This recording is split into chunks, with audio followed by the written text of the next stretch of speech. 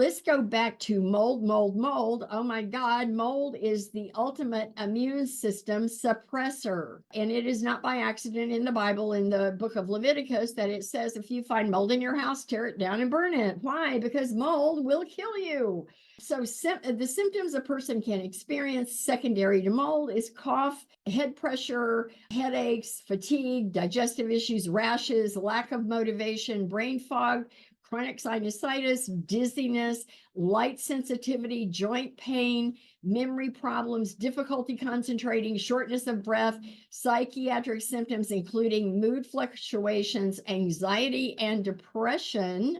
In children, pandas type symptoms, which we're about to start covering, my friends. This is going to be very exciting for people to finally understand what the heck is pandas. What is that in children?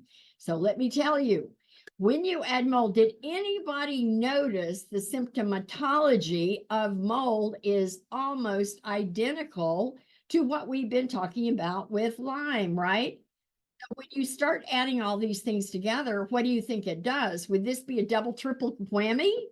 Yeah, absolutely. And the thing about the other parasites, if you take the second category, just plain parasites, where you've got the worms and the big guys, the tapeworms, the pinworms, the hookworms, all the different here worm, there worm, everywhere worm, and flukes and all that stuff. You take all those things and you understand that those parasites actually are a sanctuary city for Lyme organisms. So you almost have to get rid of your mold first, because it's an immune suppressor, because your body's going to be able to fight off the pathogens. If you've got so much mold in you, colonized in your sinuses, in your gut lining, in your lungs, you are going to have lots of trouble fighting off the infection of parasites, the parasitic infections of both parasites and Lyme organisms. Got it? And if Lyme lives inside of parasites, you may have to actually kill the parasites first, because they are literally sort of like, maybe you might say, the submarine that all the Lyme organisms are living in. So do you think you're going to get at the Lyme organisms if you don't take down the submarine that they're living in? No, you're going to have to take out the parasites too. So this all strings together. So they're the three wicked sisters. As I said, they're out to get the world.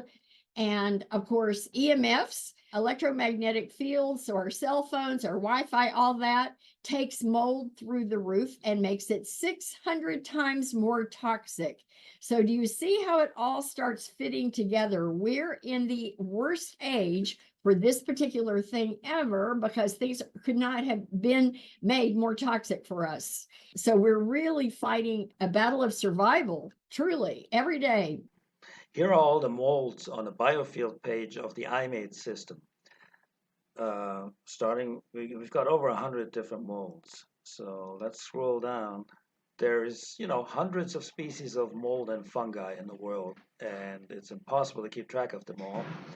And, you can get mm, certain diagnostic tests and all this, but we just measure it with the iMate system, and it's faster. And then immediately after, we can do something about it. Either focus the immune system on getting rid of it, if it's a fungus, for example, or fine tune the detoxification system to eliminate the mold, or whatever else, anything in between. Employ binders and such.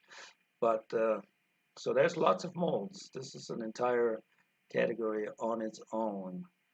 Which one is involved in, your symptoms? God only knows, but I might can find out.